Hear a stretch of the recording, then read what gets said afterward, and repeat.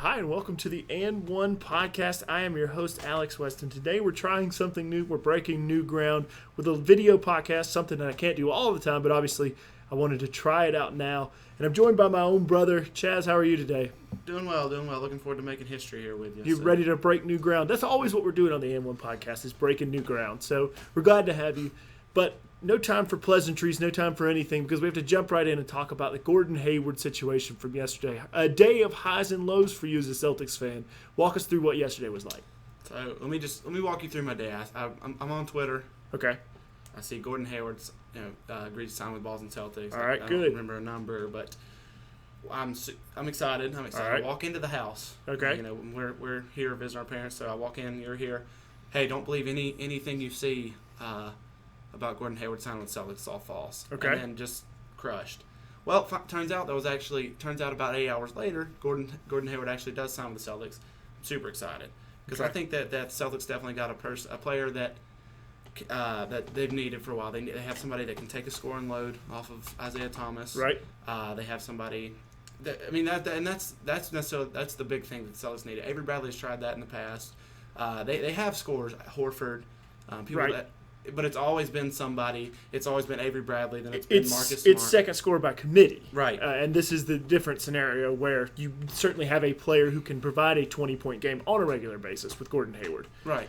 One of the things that I really wanted to talk about, because I feel like this is certainly the truth, I feel like adding Gordon Hayward is a low-risk move. Because, for example, when you had talk about the Jimmy Butler before the draft, or the week after the draft, you talk about adding Paul George as a Celtics fan. The things that were happening in there that you were giving up assets to get there. How do you feel about adding Gordon Hayward, seemingly with no risk? I mean, obviously cap space, obviously a significant deal at 4 years, $128 million, but with no losses, I think that's a big, big coup for Danny Ainge and the Celtics. And I think so as well. I think that because of the cap space issue, the Celtics are still going to have to lose somebody, whereas when we were trading for Butler, we were trading for Paul George, we're going to move an Avery Bradley, or we're going to move Jay Crowder, or we're going to move Marcus Smart. I think we're still going to lose somebody, but I think that now we've retained all of our picks. We kind of have more control over the situation. So right. I think it's a great move. Like I said, we lost nothing besides money. We bring in an all-star. We bring in a player that at a position that we needed. And I think it's a win-win for the Celtics. It certainly creates some scenarios, not bad scenarios, but it creates a lack of minutes. Now you have Gordon Hayward, you have Avery Bradley, you have Jay Crowder, you have Jaylen Brown, you drafted Jason Tatum. Now you have five guys sort of competing to fill 2.5 roles in the shooting guard, small forward, and maybe the power forward minute. Do you feel like somebody in that group is probably going to get moved? I mean, I guess you also probably have to include Marcus Smart in that same group. Who do you feel like is probably not going to be on the team, and at what point does that sort of get explored? I think it'll be explored sooner than we think as to when. I think in the next few days that we'll start seeing rumors of, well, we've already seen them, but we'll start seeing Avery Bradley, we'll start seeing Jay Crowder are leaving rumors. I personally think that that's a tough one because, like we've talked about, Bradley is, I guess, the more lucrative. Right, on the larger deal.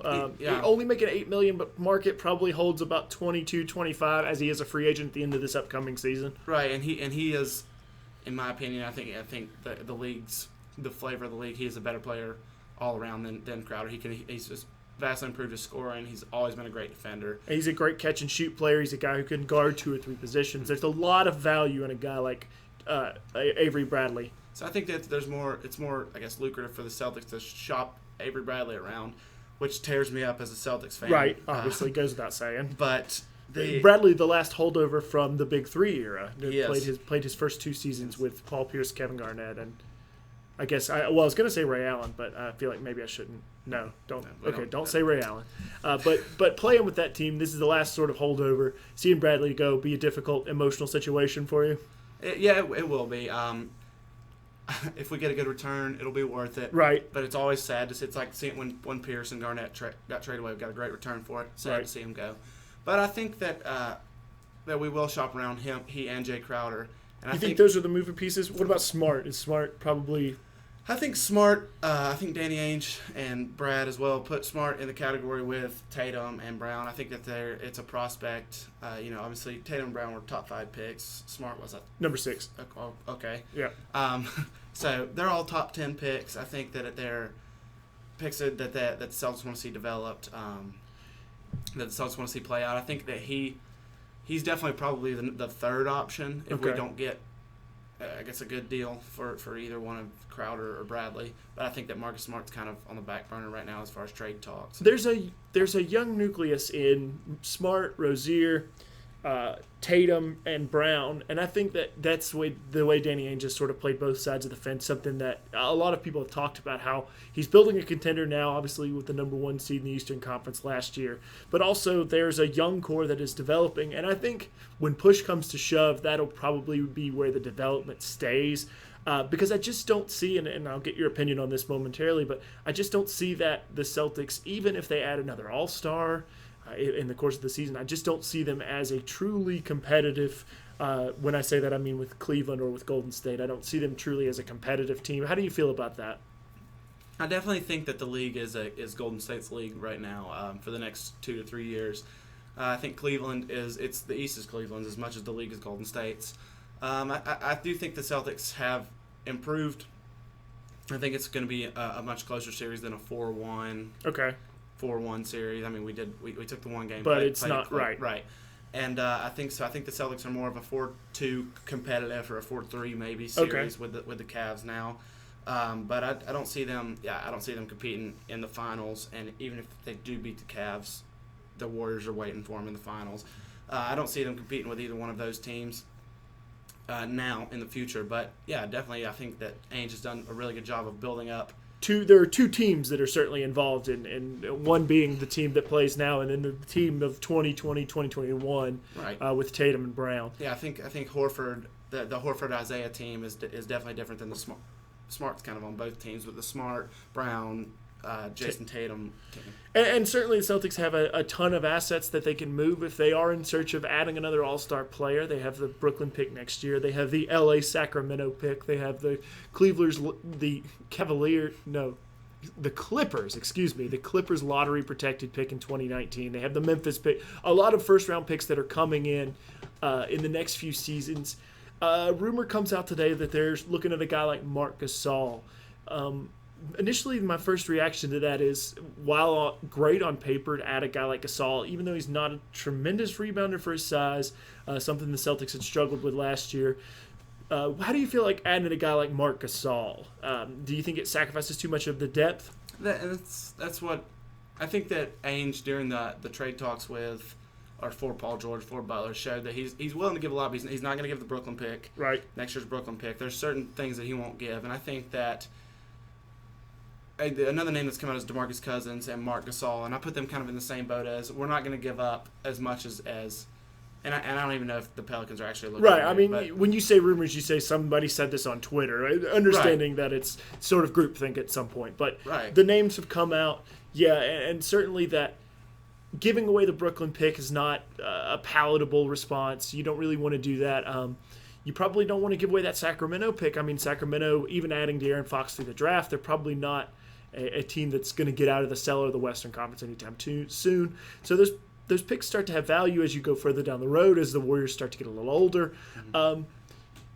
Another name that I had sort of kicked around in the Twitter sphere, not any sources or anything, but a guy like Dwayne Dedmon. Is that more of a palatable response for the Celtics? I think so. I think that he's the same type of player. He's a rebounder. He's a rim defender, who that the Celtics need to fill, I guess, kind of the void that we haven't had in a long time. Actually. Right, in a long time, since Garnett. Right, and I think that he's that same type of player, but I think he's definitely a lot more. He's a lot more of an affordable player. He had a good year this year, and it's kind of inflated his worth. He is a high upside player. One of the questions that I sort of have about that. Amir Johnson signs with Philadelphia, renouncing Kelly Olynyk to sign Gordon Hayward. Jerebko's probably gone. I said Kelly Olynyk, but you start to see that depth at the power forward and center position. Celtics sort of play positionless basketball, but you start to see those big men leaving through the year and in this offseason. Do you think that they need to add another 4, or do you think that that's something they can fill from within the house? Just trying to think of the roster right now. The only big man because Zeller's gone as well. The only big man I can think of on the roster right now is Horford. Okay. So yes, it would be nice to add. I think the Celtics should add a 4. Yeah, they don't have to go out and get a Marc Gasol. We can add depth at the 5 to 4, and then. But as far as a starter quality player, I think that we have one of the, if not one of the smartest coaches in the league. Right. He's not certainly in the top 5. I don't think that anybody can argue that. And I think that he does a really good job of scouting the opponent. I think that he showed multiple times that he doesn't care to stick to. He doesn't care who started the last game. Whoever is going to be the best matchup for this game is going to start. Even if it's Gerald Green. Yeah, like when he started Gerald exactly. Green in the playoffs. Even if you start Gerald Green against the Bulls for 3 games. And I think that's proven to be pretty successful for him. I think that he'll take players like Jaylen Brown, like Jay Crowder, and fill that role of the starting 4. Certainly different kinds of players. Jaylen Brown, a little bit more of an athlete, a guy who can provide a little bit of rim protection, but then a guy like Crowder, a little bit more of a defensive presence, tends to have problems with traditional power forwards like Kevin Love. I think that probably if you play power forward by committee, that you need to add another player at some point, and a guy like Dwayne Dedmon's probably the option. Or, I mean, obviously not necessarily the option, but a guy in that mold that's going to give you minimum salary and give you some quality 10 or 15 minutes a night is the way that the Celtics need to go. I think that there probably are 2 or 3 moves left that are smaller little tweaks, and adding a power forward or a center or several power forwards and centers is probably what the Celtics need to do given their logjam at the wing positions. Let's talk a little bit about some of the other trades. I haven't podcasted in a while. A lot has happened in the league in the past week. Going back to the Jimmy Butler trade and then the Paul George trade and things that have just sort of changed the face of the league. Who do you feel like the real winners and losers are in this offseason? I feel like two big teams stand out: Minnesota and Oklahoma City. And Oklahoma City, I'll talk about them in a minute. I feel like, but those 2 teams I kind of think were winners because, especially as a Celtics fan, but you hear Boston, there's certain teams that you hear in these trade talks all over Twitter, and Minnesota and Oklahoma City weren't really the big names, I guess. Or teams that you even thought for a second were involved in all this. Right, and then all of a sudden, Jimmy Butler traded to Minnesota. I think 2 days later, Paul George is going, or the next day. That was a while. It was the Friday before free agency started, so there was about a week, but it was still. Yeah, Paul George is going to Oklahoma City. These teams kind of came out of nowhere, got an All-Star, which it's never gonna, I guess, hurt your team to get an All-Star unless you're giving up an All-Star. But I think that Minnesota got a scorer, got a 3-point shooter, which they needed. I think they got one of the best wing defenders in the league, and they did give up Zach LaVine, but I think they got a really good player in Jimmy Butler. They got a really good, not necessarily an anchor because that's probably Towns, but I think they got a good. That their best player is Jimmy Butler now. I think that's a good guy to. And then you have one of the best developing assets in the league in Karl Anthony Towns. I have 2 sort of thoughts on this trade, and I've explored it on the podcast. Listeners of the podcast will know what I sort of hold 2 contradictory points of view that you always trade 4 quarters for $1, and Jimmy Butler is $1. Adding, sending Levine out, sending Chris Dunn out, sending the 7th pick out, that's nothing. That's peanuts compared to adding an all-star caliber player like Jimmy Butler. Also, I'm not entirely sure how that fit's going to work out, but I think it's something that you always explore. And I feel like it does move Minnesota's window a little bit closer to the present than it was. It seemed a little further out with the Wiggins and Karl Anthony Towns duo. And Jimmy Butler certainly gets them into the playoff conversation, but I'm not sure how far into the playoff conversation. But as I said, you went from the 9th or 10th best team in the Western Conference to the 6th best team by adding an all-star, by trading 75 cents. You do that every time, but I certainly don't know that I feel like that they're in a competitive 6th seed. Yeah, I would agree with you. First, let me say I'm pretty sure I said Zach LaVine. Oh, you did, but I wasn't gonna. I wasn't gonna say that. But I think that definitely Minnesota has taken their window a little further to the left, I guess. Right. But it's a Golden State league right now, and I think that's without question. The Western Conference is Golden State's Western Conference, so I think that Golden State is in charge for the next 2 to 3 years, and I think after that the window kind of starts opening back up as Golden State gets a little older, as they start losing. Maybe a Draymond Green's gone. Maybe a Klay Thompson starts to they look to trade him, because that luxury tax does get a little bit prohibitive at some point for players when you start to pay your guys in house. Right, and I think that after these factors start happening for Golden State, that's when another team could maybe make a move in and be maybe the next San Antonio, not the next Golden State. There's probably not a next Golden State for a long time. It's very hard to get 3 All-Star caliber players drafted in consecutive drafts. A lot went into Golden State. Obviously well scouted, but a little bit of luck played into it as well, that a guy like Draymond Green falls to you at 35. But yeah, I certainly see what you're saying, that Minnesota's trying to put themselves into that next set of upper echelon teams, and I think that's totally right. I think that's the way you play it.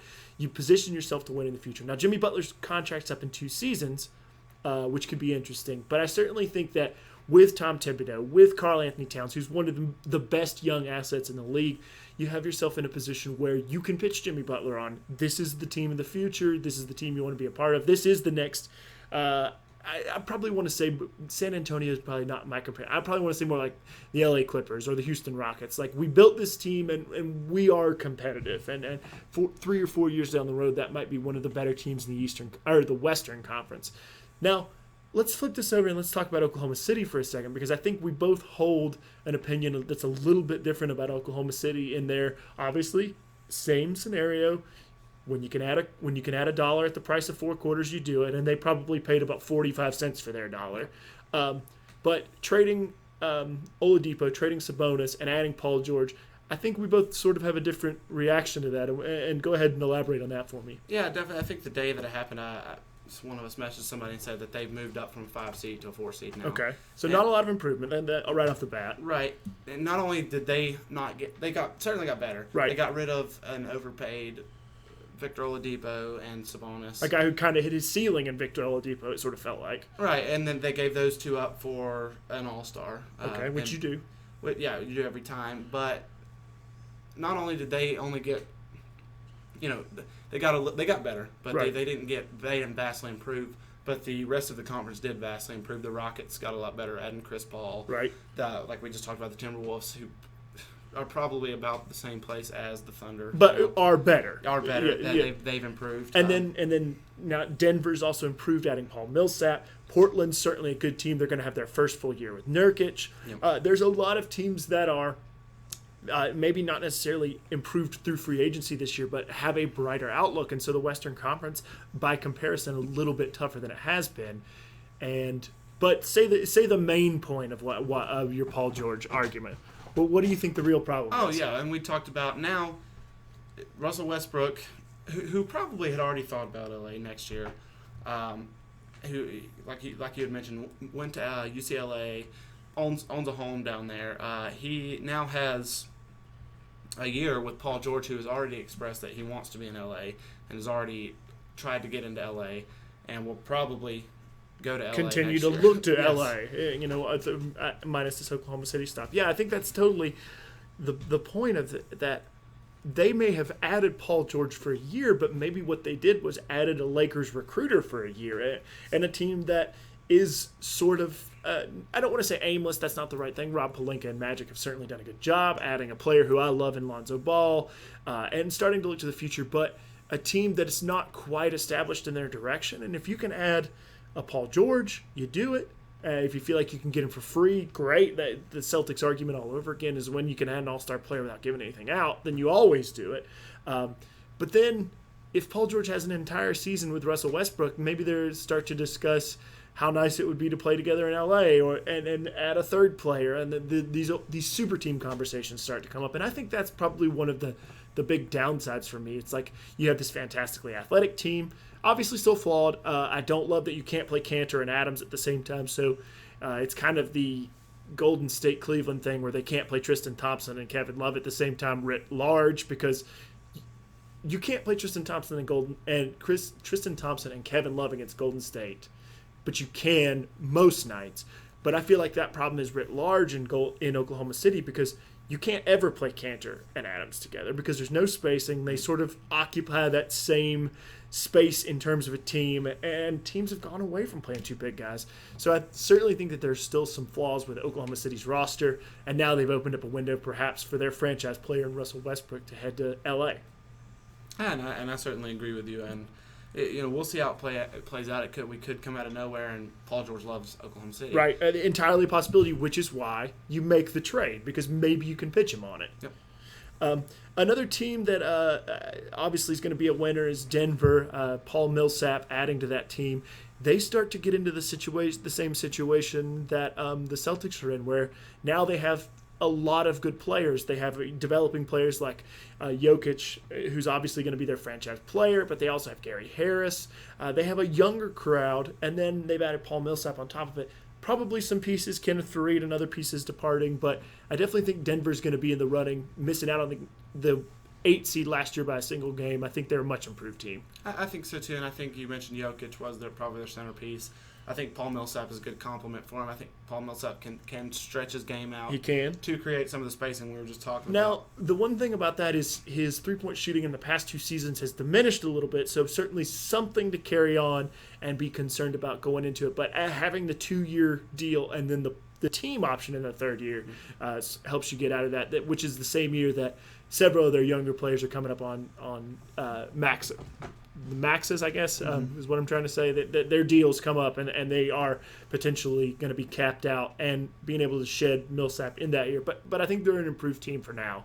Yeah, I think Paul Millsap has probably seen his best days, but he's not going downhill yet by any means. And I think it's a good addition. He helps him defensively. He helps him spread the floor. So I think that the Nuggets made a good they kind of gave up Gallinari for something they were probably going to do anyway. Right, for Paul Millsap, and I think that's a win for the Nuggets. Okay, so let's flip it over and let's talk about maybe who the guys that we think, or the teams that we think about, haven't had such a great offseason. Obviously, Chicago. That goes without saying. I feel like Utah is probably a loser, but through no fault of their own, a team that has done well. And the other team, I think, is Atlanta. Starting with Chicago, do you think Chicago's play is probably lottery bound? I mean, I think that's probably the way you go. You don't attempt to jump into a 6 or a 7 seed because you end up in that mediocrity. Right, and I think that Chicago still has the pieces, especially in the Eastern Conference, to be a 7 and 8 seed. Whatever that means. That could be a 38-win team this year. Yeah, that could be a 5-win team. It might be. Well, they have to all play each other, so somebody has to win something. But that's not where you want to be. That's if you're shooting for a 7 or an 8-win team, your front office needs to be blown up. Your coaching staff needs to be blown up. A lot of Chicago fans say that maybe the front office needs to be blown up. Well, and then we'll find out this year what they're shooting. Well, here's the thing about the Eastern Conference: you could try to tank and still be an 8 seed in the playoffs. True. There are Chicago, Atlanta, Brooklyn. There are a number of teams. Orlando's probably not in the mix quite yet. Right. And you could very easily see the situation in Charlotte going poorly. That there are 5, 6, 7 teams.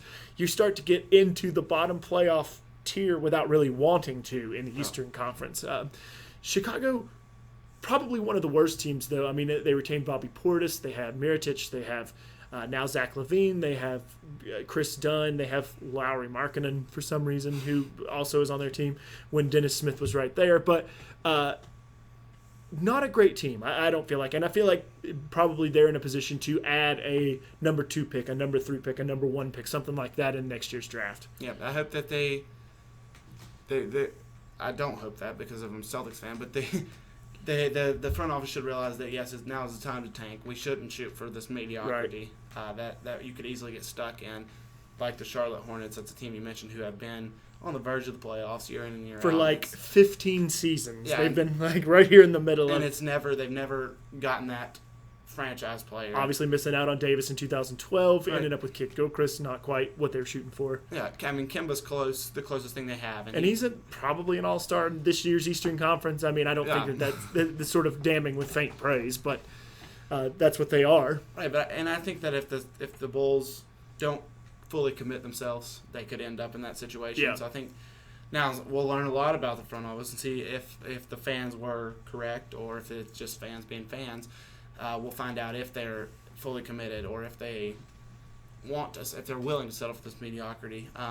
So I think the Bulls are kind of in dangerous territory definitely. What about Atlanta? Sort of in that same territory, Eastern Conference. Eastern Conference is terrible, which we well know. Do you think they're in that same boat? I feel like Atlanta's position maybe is a little bit better. They've controlled their own destiny. I mean, obviously with the Butler trade, but I feel like Atlanta not extending an offer to Millsap, which some people can sort of see as a slight, but I certainly see as the real kickoff to the rebuild in Atlanta. That's exactly how I saw it when I read that they didn't send him an offer. I said, okay, well, Atlanta, their front office has committed to this rebuild. Yeah. They're not going to sell for Paul Millsap, getting them to a 6 seed every year. Right. And I think that's a lot. If I'm a Hawks fan, sure it sucks to lose Paul Millsap, but it's a lot more of an encouraging sign that hey, we're going to commit to this. Yeah, I agree with you. There's not a ton on the Hawks roster right now that I'm in love with. Obviously Dennis Schroeder, Kent Bazemore. There are players, but I don't feel like there's a ton to be in love with, and I feel like maybe that the new GM and Mike Budenholzer probably aren't in love with those things and will look to add talent however they can do it. I don't see a lot of hope for Atlanta. I do think they're going to be a bottom dweller, and I think that they will start to incrementally build their hope through some smart moves, some guys that guys like Budenholzer who were Spurs assistants is what I'm trying to say. That there are a high IQ basketball minds in Atlanta. Another team that's going to be a loser is obviously Utah. They're going to fall out of the playoff race, I think, certainly, with Hill departing and with Gordon Hayward departing. But they're in a different position in that they probably have a guy who's maybe not a franchise player but close in Rudy Gobert. I definitely think so. I think Gobert is Defense Player of the Year candidate every year. Right. I think every year he's showed improvement. So the Utah still has something that the Bulls, that the Hawks don't have, is that they have a player who is probably an all-star every year, who is a Defense Player of the Year candidate every year. And I would say that's for them is worse, almost like we've been talking about. You don't want to keep Paul Millsap around, especially after losing their probably number 1 and number 3 best players, and Hill, Hayward and George Hill, which is not their fault. I know that I just read today that they thought they had a great shot at Hayward. They put everything out there. And a team that, by all accounts, has just been very well run. Quinn Snyder, one of the up-and-coming coaches in the league, a team that has done things right by signing guys like Hill and